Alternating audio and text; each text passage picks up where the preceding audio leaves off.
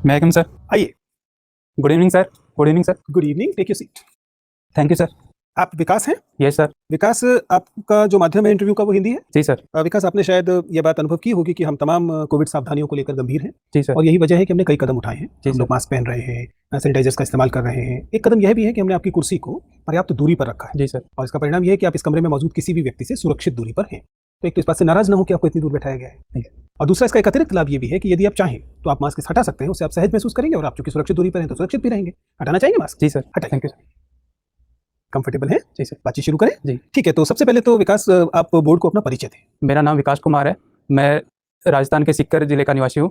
मेरी प्रारंभिक शिक्षा मेरे गांव से हुई है। उसके बाद में मैंने आईआईटी गुवाहाटी से बायोटेक डिसिप्लिन में ग्रेजुएशन किया है। उसके बाद मैं यूपीएससी की तैयारी में लगा हूँ।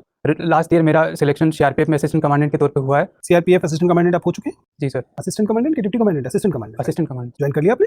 सर अभी ज्वाइनिंग आई नहीं आने वाली। ज्वाइन करने का इरादा है? जी सर। तो विकास, आप मूलतः राजस्थान से हैं जी सर। और आपने यह परीक्षा जो है वह किस विषय के साथ दी है? Political science and international relation. लेकिन आपका जो बीटेक है वो किस चीज में था? बायोटेक में सर।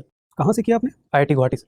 आईआईटी गुवाहाटी से आप पढ़े हैं, आप तो आईआईटीएन हैं। जी सर। मुझे बताइए कि बायोटेक का तो मतलब जाहिर है कि इस समय जब हम महामारी के दौर से गुजर रहे हैं, बहुत महत्वपूर्ण क्षेत्र आपका है। जी सर। मुझे समझाइए कि ये जो वैक्सीन को लेकर परेशानी, आपने तो अच्छे से पढ़ा है, डीएनए आरएनए वैक्सीन प्रोटेक्शन, इन सारी चीज़ों को पढ़ा है। मुझे बताइए कि जो वैक्सीन को लेकर जो इतनी सारी परेशानियां हम लोग देख रहे हैं, आखिर वैक्सीन को बड़ी मात्रा में प्रोड्यूस करने में क्या तकनीकी अड़चन है? ऐसा क्यों नहीं हो सकता कि हम एक दिन में 1 करोड़ वैक्सीन बना लें या 5 करोड़ बना लें? क्या क्या तकनीकी दिक्कत क्या है?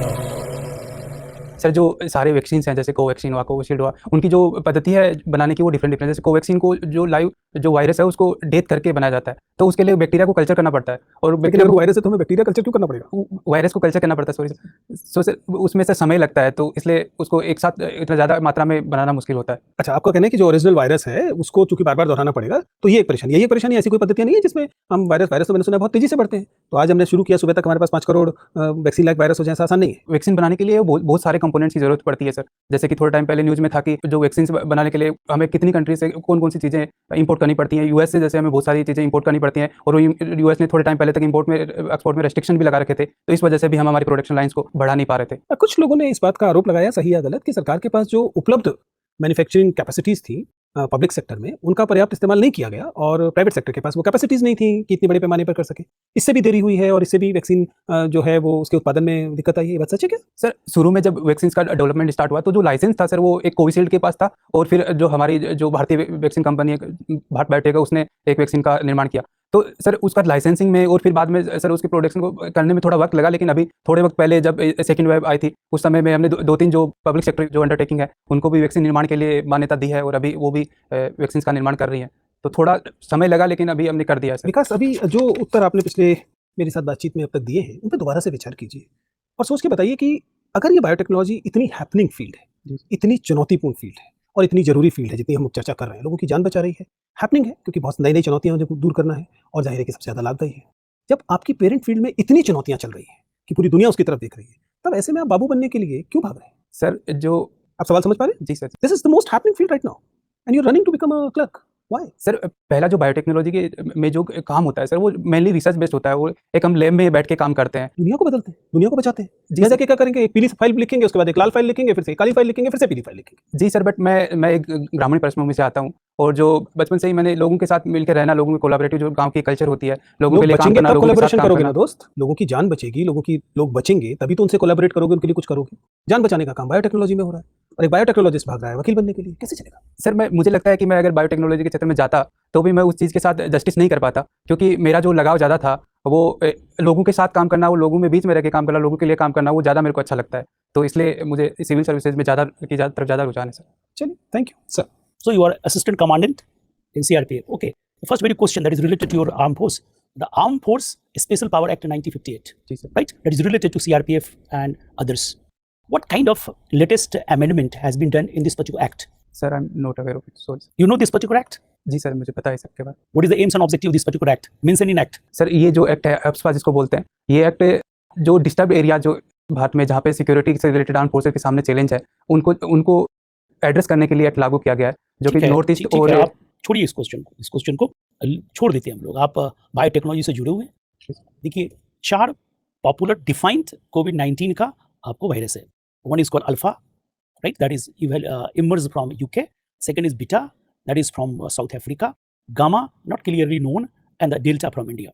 So you are a student of microorganism and microbioorganism, right? Yes. So on the basis of that, what is the ground on which alpha, beta, gamma, delta have been classified COVID-19 virus? What basis exactly? Being a student of microbiology, sir जब से कोई भी virus होता है वो समय के साथ में म्यूटेट होता रहता है तो इन चारों में डिफरेंस बताइए ना, तो हम समझ गए। तो नेचुरल चीजें म्यूटेंट होके क्या क्या क्या डिफरेंस आया, किस प्रोटीन में डिफरेंस आया, कि हम इसका नाम अलग अलग दे रहे हैं, ये तो पढ़ें आप। जिस सीक्वेंस के एग्जैक्ट जो डीएनए में जहाँ पे जो आया है उसके बारे में मुझे भी आइडिया नहीं, सॉरी सर। आप पॉलिटिकल साइंस इंटरनेशनल रिलेशंस के स्टूडेंट हैं। अभी हमारे foreign minister has actually done 2 type of diplomacy. One तो आपने देखा, एक को हम कहते हैं track 1 diplomacy, visited Russia and Iran, and जो दिखाई नहीं दिया, मतलब पेपर में नहीं छपा, लेकिन ट्रैक 2 डिप्लोमेसी जो हुआ वो आपको चीन और पाकिस्तान के साथ हुआ। And because of this all 4 countries plus India, 5 countries have taken a similar stand in emerging situation in Afghanistan. Pakistan has closed the border for the first time. China foreign minister has clearly mentioned on what Taliban. So with what actually Iran concerned, and so with Russia. So why for the first time in history of actually Afghanistan, all nations having a same stand? What is the concern, common concern? इन सबका common concern क्या है? एक एक करके बताइए। What is the concern of Afghanistan? China, China क्यों नहीं support कर रहा है? सर चाइना का जो मेन मुद्दा है सर वो उइगर मुस्लिम्स को लेके है। तालिबान क्या कर लेगा? तालिबान सर अगर आएगा तो उनमें रेडिकलाइजेशन बढ़ सकता है। Taliban has already captured the northern province that is border with Iran के साथ। क्या प्रॉब्लम? ईरान क्यों चिंतित है, क्यों अगेंस्ट तालिबान है? ईरान का कंसर्न बताइए। सबका कंसर्न एक है सर। मेन जो कंसर्न है वो तो तालिबान का पावर में आना, और तालिबान जिस तरह से अभी सारी टेरिटरी को अभी कैप्चर करने में लगा। Kandahar is a way to Iran, right? सारी चीज वहीं से होता है, and Kandahar the southern province is at the words of capturing Taliban. Central Asia का जो कंसर्न हो रसिया से, रसिया का कंसर्न अगेंस्ट तालिबान क्यों है? सर रशिया तो तालिबान से सर बात कर रहा है। Russia has told if Taliban emerged, then would be Talibanization of Central Asia, Soviets, and want Taliban. Why Pakistan is not supporting? Pakistan को नहीं support कर रहा. Everything is what actually by the foreign minister of all such countries have been mentioned on what Al Jazeera platform and different platform. Al Jazeera has shown what whole videos action taken by Pakistan along the border against Taliban. 8th July. Sorry sir, अभी मेरे को इतना मैंने नहीं इस चीज के बारे में नहीं पढ़ा. There's 2 type of Taliban. One is Afghanistan Taliban. Second is Tehreek-e-Taliban. Look, second used to be against Pakistan, and first was pro-Pakistan. But there is no boundary. Both become one. Both become one. So not playing in hand of Pakistan. So what should be the next step of world in particular to peace and look development in Afghanistan according to your view? क्या करना चाहिए? अभी तक का मैंने आपको development बता दिया. Till now, क्या करना चाहिए? सर अभी जो इंट्रा अफगान टॉक है जो अफगानिस्तान गवर्नमेंट के बीच और तालिबान के बीच है, yes. उसको राइट डायरेक्शन में होना चाहिए। वर्ल्ड को जो इस्तांबुल में जो टर्की करवाने वाला था, जो US Turkey is now also against Taliban. Yes yes sir. तो एक टॉक करवाना चाहिए, और टॉक का डायरेक्शन क्या होना चाहिए? टॉक का डायरेक्शन सर अफगानिस्तान में जेन्युइन डेमोक्रेसी और जो सिविल राइट्स है लोगों के वो एस्टैब्लिश होने चाहिए। और जो तालिबान जो हमेशा से एक कंजर्वेटिव आउटलुक, ट्रैक 2 डिप्लोमेसी भी इंडिया दोनों तालिबान से बात कर रहा है, इसके पीछे क्या मकसद है? दोनों से बात कर रहा है ट्रैक 2 में, रिपोर्टेड बाय अल जजीरा। जी सर। क्यों कर रहा है सर? अभी हम देख रहे हैं कि तालिबान पावर में आने ही वाला है, किसी न किसी जो बढ़ने वाला, तो तालिबान से दूर रह के हमारा कोई भला नहीं होने वाला। तो हम इसीलिए तालिबान से भी बात कर रहे हैं, जो मॉडरेट फैक्शन ऑफ तालिबान है उससे। बोथ फैक्शंस में बात कर रहे हैं, both factions. Why? Because both faction need India for the further development. They are different Taliban, not Taliban study. Okay, thank you. Vikas ji sir. सरकार ने एक लक्ष्य तय किया है कि कृषकों की आय को 2 गुना बनाना है। जी सर। ये लक्ष्य किस वर्ष बनाया गया था और कब तक पूरा कर लेना है? सर ये लक्ष्य था 2018 में लागू किया था शायद, और 2022 तक इसको डबल कर लेना है। लेकिन आपके डैप से ये लग रहा है कि इसका लाभ आपके पिताजी को नहीं मिलने वाला है। जी सर। क्योंकि पिछले 3 वर्षों से उनकी आय एकदम से स्थिर है। जी सर। ना 1 रुपये ऊपर गई है, ना 1 रुपये नीचे गई है। जी सर। तो अगर आपके पिताजी के आय को ही एक सैंपल मान लिया जाए, जी सर, तो क्या भारत सरकार का यह कार्यक्रम सफल होने जा रहा है? सर मेरे जो पापा जी हैं उनकी ज़मीन बहुत ही कम है, तो वो बहुत ही सर फ्लक्चुएट करता है। जिस साल प्याज की भाव जैसे ज़्यादा रहते हैं तो थोड़ी इनकम ज़्यादा हो जाती है, और जिस साल कम रहते हैं तो कम हो जाती है। ये 87% किसानों की यही स्थिति है। 87% किसान भारत में ऐसे हैं जिनके खेत के क्षेत्रफल 2 हेक्टेयर से कम है। और सबके साथ ये है कि कभी वर्षा अच्छा है, मौसम अच्छा है तो भौतिक उपज ज़्यादा हो जाती है, कभी भौतिक उपज अच्छी है तो भाव गिर जाता है, कभी भाव अच्छा है तो भौतिक उपज घट जाती है। इन चुनौतियों के मद्देनजर ही ये लक्ष्य रखा गया है। जी सर। कैसे हासिल, क्या रणनीति है सरकार की, कैसे ये 1.5 गुना करेगी सरकार? सर सरकार मल्टीपल फ्रंट्स पे एक्शन लिए हैं, जैसे कि पीएम किसान के अंदर सर लोगों को 6,000 रुपये पैसे दिए जा रहे हैं साल भर में, ताकि 6,000 रुपया मतलब 500 रुपये महीना। जी सर। आपको लगता है कि आजकल जिस स्तर की कीमत है अगर एक किसान डीजल भी खरीदेगा तो लगभग 100 रुपये लीटर डीजल हो गया है। 500 रुपये महीना का मतलब एक महीने में 5 लीटर डीजल का भत्ता उसको मिल रहा है। सर ये है, लेकिन जो 6,000 रुपये भी सर जो गरीबी में किसान जी रहे हैं उनके लिए बहुत मायने रखता है।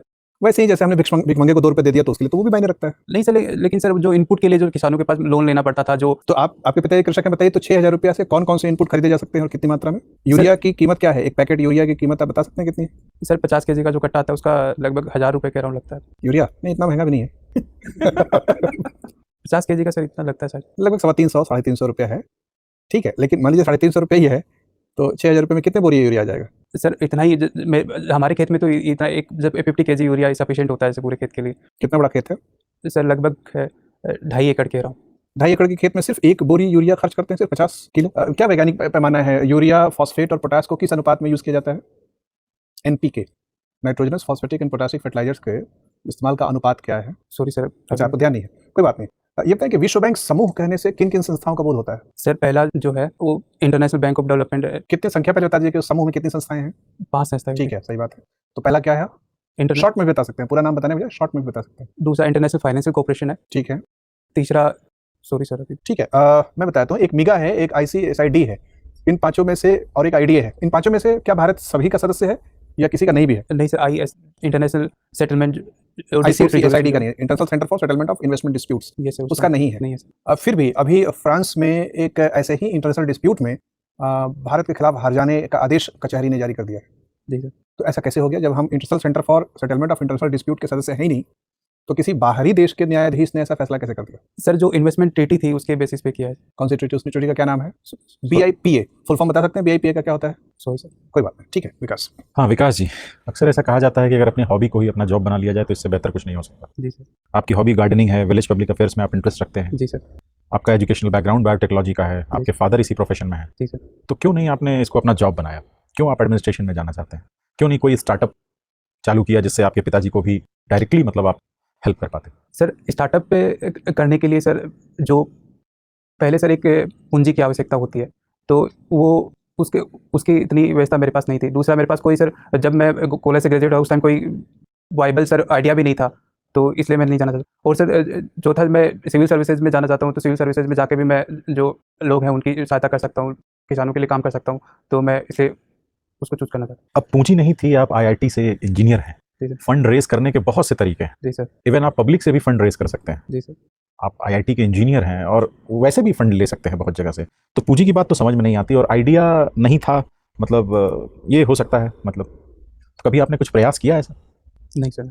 कभी प्रयास नहीं किया, शुरू से आप मतलब एडमिनिस्ट्रेशन में ही जी। जाना चाहते थे।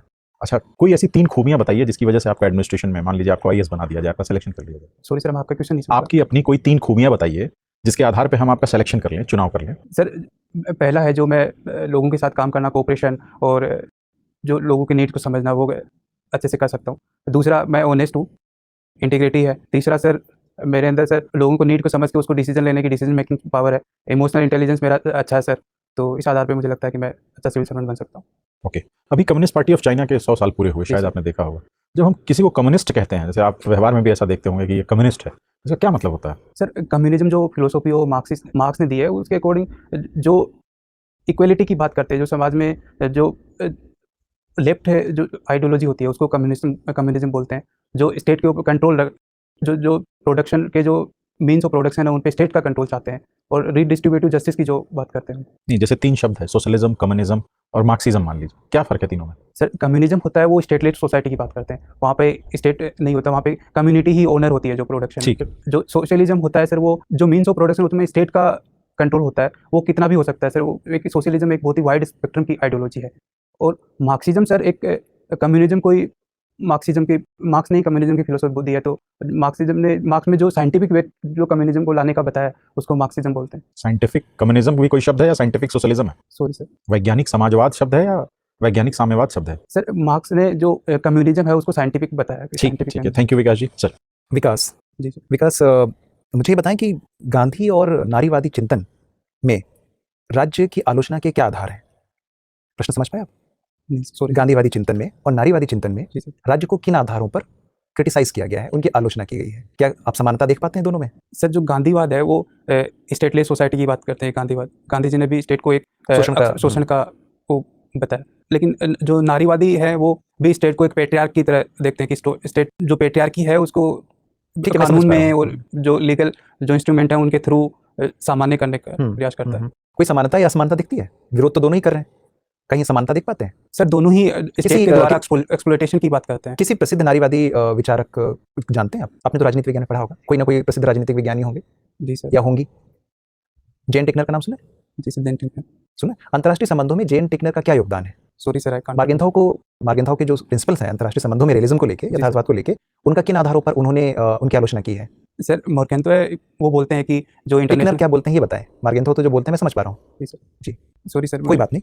मुझे बताएं कि धर्मशास्त्र परंपरा और बुद्धिस्ट परंपरा में राज्य का जो सिद्धांत है उसमें राजा की जो अवधारणा है, राजा के जो कार्य हैं, उनमें क्या क्या समानताएं हैं? क्या दोनों जो परंपराएं हैं वो राजा को अलग तरीके से देखती हैं, उसके पद को अलग तरीके से देखती हैं, या उनमें कोई समानता है उसके पद को लेकर, उसके कर्तव्यों को लेकर? सर दोनों ही राजा को एक लोगों की रक्षा और पालन करने के लिए कहती हैं कि राजा होता है वो लोगों की रक्षा के लिए। वर्णाश्रम व्यवस्था को लेकर दोनों परंपराएं क्या मत रखती हैं? सर जो धर्मशास्त्र है उसमें वर्णाश्रम का उल्लेख है, लेकिन जो बुद्धिस्ट परंपरा है वो मोर इगैलिटेरियन और सेक्युलर है इस मामले में। तो वो इस जब आप इगैलिटेरियन और सेक्युलरिज्म शब्द का इस्तेमाल कर रहे हैं तो मुझे नहीं लगता कि उस वक्त इस तरीके की कुछ चीज़ें रही होंगी। ये आधुनिक विश्लेषण का बिंदु तो जरूर हो सकता है, उस वक्त तो परंपरा में नहीं रहा होगा। सर इगैलिटेरियन बुद्धिज्म की जो फिलोसॉफी है वो काफी या आप ये इगैलिटेरियन। कह सकते हैं कि हो सकता है कि क्षत्रियों का स्थान ऊपर रखा गया हो, कुछ इस तरह से आप इसी को इगैलिटेरिज्म कहना चाहते हैं? सर बुद्धिज्म ने इसका खंडन किया है सर, ये जो वर्गवाद है इसका खंडन किया है। ठीक है, मुझे बताएं विकास जी कि आप तो सीआरपीएफ में सिलेक्टेड हैं। जी सर। पुलिस तो राज्य का विषय है, जी सर। उसके बावजूद भी केंद्र के पास कई पुलिस संगठन है। जी सर। क्या ये सहकारी संघवाद का उल्लंघन नहीं है? सर जो आर्म पुलिस फोर्सेज जो होती हैं उनका जो मैंडेट होता है वो जो स्टेट पुलिस होती है उनसे डिफरेंट होता है। जैसे कि सर बीएसएफ, एसएसबी और जो क्या चुनाव ITBP की ड्यूटी में सीआरपीएफ का बीएसएफ का इस्तेमाल नहीं होता?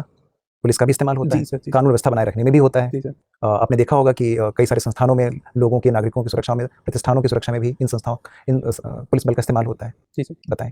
सर जो सीआरपीएफ का जो यूज होता है वो इसलिए होता है क्योंकि सब जहाँ पे भी जैसे राइट्स होते हैं तो राइट्स के में जो सीआरपीएफ जो होती है वो ज़्यादा ट्रेंड होती है। तो यानी कि राज्य की पुलिस इस तरीके की प्रोफेशनल सर्विस देने में नाकाम रहती है, इस वजह से केंद्र की पुलिस ज़्यादा सक्षम है और उसकी आवश्यकता ज़्यादा बेहतर तरीके से महसूस की जा सकती है। आप ये कहना चाहते हैं? नहीं सर, जो सीआरपीएफ से जो सेंट्रल आर्म पुलिस है, जो राज्य की पुलिस है, उनको मदद करती है, उनको सब्स्टिट्यूट नहीं करती है। ठीक है विकास जी।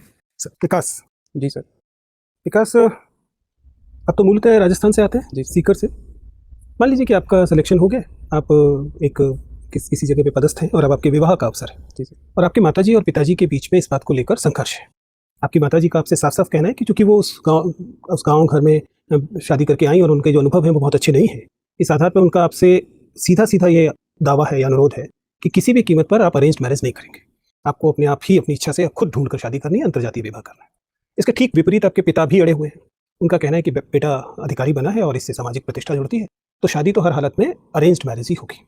अब दोनों एकदम अड़े हुए हैं और मतलब बहुत गंभीर स्तर पर पहुंच चुका है। अगर आपने इनमें से किसी एक व्यक्ति की राय मानी तो दूसरा व्यक्ति घर छोड़ के चला जाएगा। आप स्थिति समझ पा रहे हैं? जी सर। क्या करेंगे आप? माताजी को बचाएंगे कि पिताजी को बचाएंगे? अरेंज मैरिज करेंगे या लव मैरिज करेंगे? सर मैं दोनों से ना बचते, वो तो बता दिया आपको, वो तो गिवन कंडीशन है। या तो आप अरेंज मैरिज करके पिताजी को बचा लीजिए, या फिर बचा लीजिए मतलब घर छोड़ के जाएंगे, ऐसा कुछ कोई जान पे संकट नहीं आ गया, या फिर खुद लड़की ढूंढिए और माताजी को बचा लीजिए। दोनों के पास उसके कारण है। पिताजी को सामाजिक प्रतिष्ठा चाहिए, माताजी ने अपने अनुभव से सीख लिया है कि अगर अरेंज मैरिज होती है तो स्त्री की क्या स्थिति होती है गाँव में, आपको पता ही है। तो क्या करेंगे बताइए? सर मैं पहले तो मैं कोशिश करूंगा कि वो सब तो हो गया, वो तो 5 मिनट की हमारी बहस हो गई। अब आपको बता दिया करना इन दोनों में से कोई एक ही है। सर अगर एक को चूज करना पड़ा सर तो मैं माताजी को चूज करूंगा। इससे 2 डबल फायदे हो रहे हैं, आपको अपनी मर्जी से शादी करने को भी मिल रहा है और माताजी भी बच रही है। नहीं सर, माताजी को सर मैं मतलब सर पिताजी फिर भी सर अपना काम कर सकते हैं, अपना देख सकते हैं, लेकिन माताजी को मैं साथ रखना चाहूँगा। तो इसलिए आप लव मैरिज करेंगे। अब दूसरा संकट है कि अब आपको लड़की ढूंढनी पड़ेगी। ठीक है। कैसे करेंगे फिर? क्या आपका तरीका होगा किसी लड़की को अपनी एक कुशल जीवन साथी खोजने का? क्या आधार रहेंगे? सर फिर सर मेरा कोई ऐसा कोई स्पेसिफिक रिक्वायरमेंट नहीं है जिससे साथ में मेरे को सहज महसूस होगा और बात करके अच्छा लगेगा, उसके साथ मैं शादी कर लूँगा। ठीक है, चलिए आपसे बात करके बहुत अच्छा लगा। आपका इंटरव्यू समाप्त होता है, आप जा सकते हैं। Thank you sir.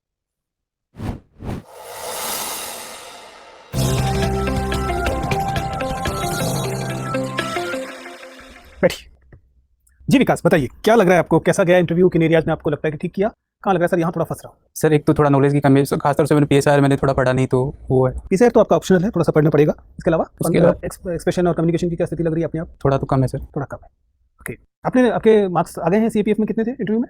आए नहीं है अभी नहीं है। देखिए विकास, आप सीएपीएफ पहले दे चुके हैं, आपको मालूम है यूपीएससी कैसे काम करता है, उसका सिस्टम आपको पता है जी सर। और उसे आपने क्लियर किया है, इसका मतलब है कि आपके अंदर वो क्षमताएं भी है, तो सर। उस पर तो खास डिस्कस करने की जरूरत नहीं। आप डेफिनेटली बहुत अच्छे कैंडिडेट हैं, तभी इतनी बड़ी परीक्षाएं आप दो बार पास कर चुके हैं। एक बार सीएपीएफ किया और एक बार पहले भी यूपीएससी दिया कि नहीं?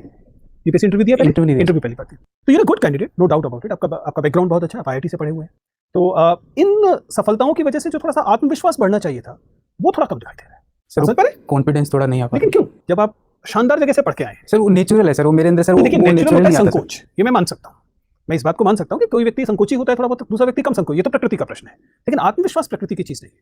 आत्मविश्वास दो चीजों से कम होता है, या तो स्वयं में किसी किस्म का हीनता होता हूँ कि यार ये लोग ज्यादा जानते हैं, मैं कम जानता हूँ, ये लोग ज्यादा प्रभावशाली हैं, मैं कम प्रभाव, इस तरह का जो ग्रंथि होती है उससे कभी कभी कॉन्फिडेंस नीचे जाता है। वो सर होता है मेरे क्यों में होना थोड़ा। चाहिए? आप शानदार इंस्टीट्यूशन से पढ़ के आए हैं, आपके अंदर नॉलेज है और आपने सफलताएं भी हासिल की हैं, ठीक है। मेरी सलाह क्या है, भूल जाइए बाकी चीजें, काम की चीज क्या है, प्रोसेस को एंजॉय करना है।